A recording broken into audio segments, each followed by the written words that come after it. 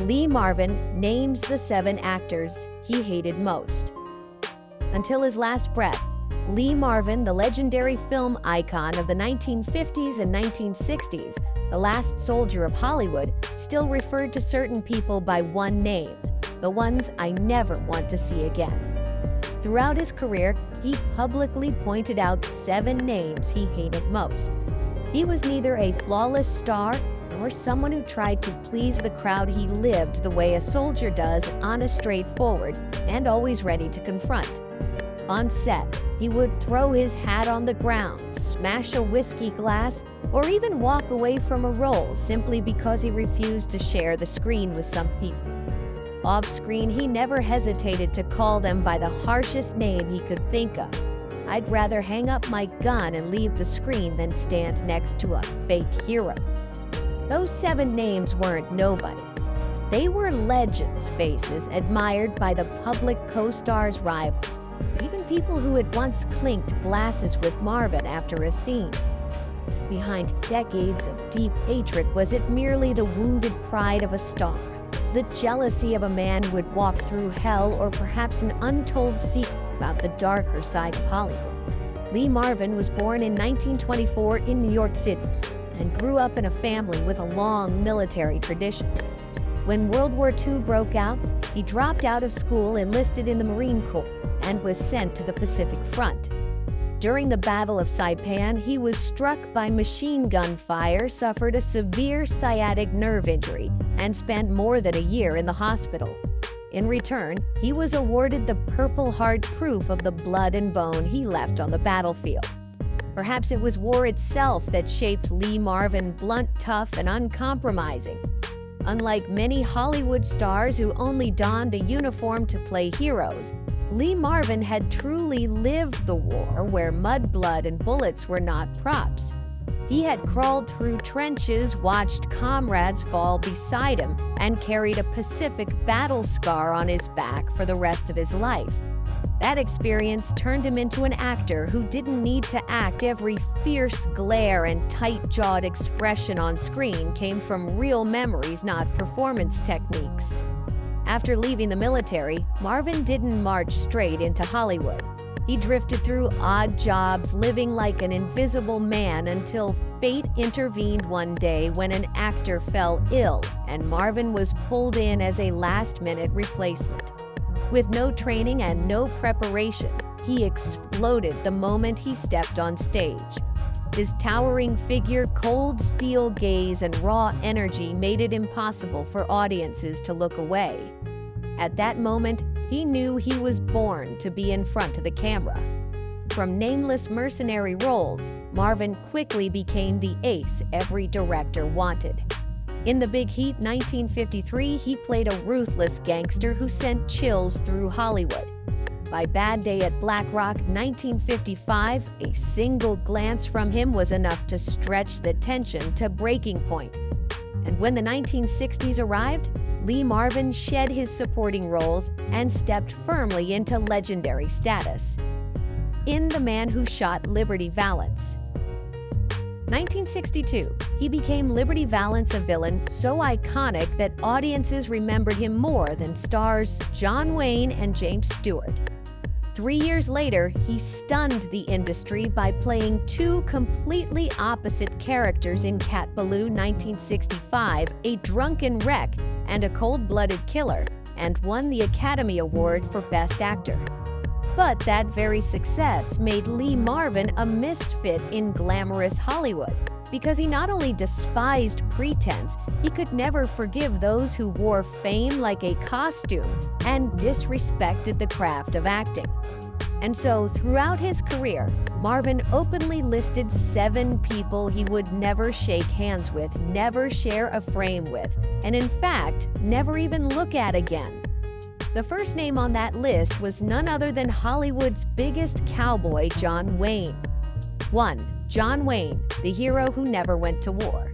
John Wayne, the name forever tied to the image of the American hero, cowboy hat, proud stance, and an unflinching smile in the face of danger. Billions of Americans once saw him as the embodiment of masculinity, the pride of an entire generation. But to Lee Marvin, it was all one giant performance. Marvin, who had crawled through trenches, heard bullets scream past his ears, and carried the bodies of fallen comrades on his back, could never stomach a hero who had never actually held a real gun. Wayne never enlisted. When World War II broke out, he stayed in Hollywood, dodged the draft, and continued building his image as an unbreakable soldier through safe scripted scenes behind a camera. To Marvin, that wasn't just hypocrisy, it was a personal insult. On the set of the Comancheros, the air was as heavy as the calm before a storm. Cameras stood silent. The crew waited, but what they were about to witness wasn't in the script. John Wayne, the bigger star, the man America worshipped as an icon, walked up to Marvin and, half joking but half commanding, said, "Lee, you're stealing the frame. Tone down the intensity. Let the audience see me." A few awkward laughs broke the tension. But Marvin didn't laugh. He stared at Wayne for a long moment, not with the eyes of an actor playing a cowboy, but with the eyes of a man who had crawled through blood-soaked trenches and picked up the bodies of friends under fire.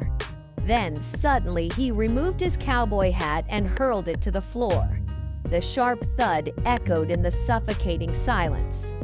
Marvin walked slowly toward Wayne, stopping just close enough for everyone on set to hear his breath. Then he spoke, not loudly, but with a chill that made spines stiffen. "You might play a soldier better than I do, but you will never know the smell of mud, the taste of blood, or the sound of bullets tearing over your head." No one dared say a word. The cameraman later recalled he could hear the clock ticking after that line. Wayne stood there, his smile frozen as if someone had just ripped open a secret he'd hidden his entire career. They still finished the film, still shook hands on the red carpet, still posed for photos side by side as if nothing had happened. But in Marvin's eyes, Wayne died. In that moment, died as a man he could ever respect. From that day on, they were no longer two actors sharing a film, they were two entirely different worlds.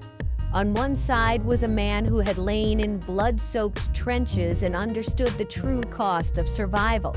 On the other was someone who built his heroism from lines of dialogue and stage lights. No more polite greetings, no more small talk. Between them stretched an invisible gulf, not a few feet of soundstage, but a chasm carved out of trust and dignity. Marvin once told close friends during a drunken night, "I'd rather hang up my gun and walk away from the screen than share a frame with a fake hero." And he kept his word. For the rest of his life, there wasn't a single scene, a single project, a single moment where Lee Marvin had to swallow that contempt. Yet if Wayne represented false heroism painted to look noble, then at the other end of the spectrum was a kind of person Marvin despised even more. Someone who believed fame gave them the right to trample over every principle. And no one embodied that more than Frank Sinatra, a star so big he thought entire film crews should orbit around him, a king of Hollywood, whom Marvin once admitted, "Just hearing his name is enough to make my blood boil." 2. Frank Sinatra, the king of ego. If Lee Marvin ever truly hated someone down to his bones, that someone was Frank Sinatra, legendary singer, box office titan, American icon. And to Marvin, the living embodiment of Hollywood's most rotten ego. Marvin's contempt wasn't about Sinatra's talent. He never denied the man's golden voice or magnetic charm, but about the star's arrogance, which often crossed the line into outright disrespect. Sinatra was notorious for showing up late, leaving early, and demanding that entire film crews bend to his schedule. But one time he pushed things too far. The clash began even before cameras rolled during negotiations for a project they were supposed to work on together. That day, the entire crew waited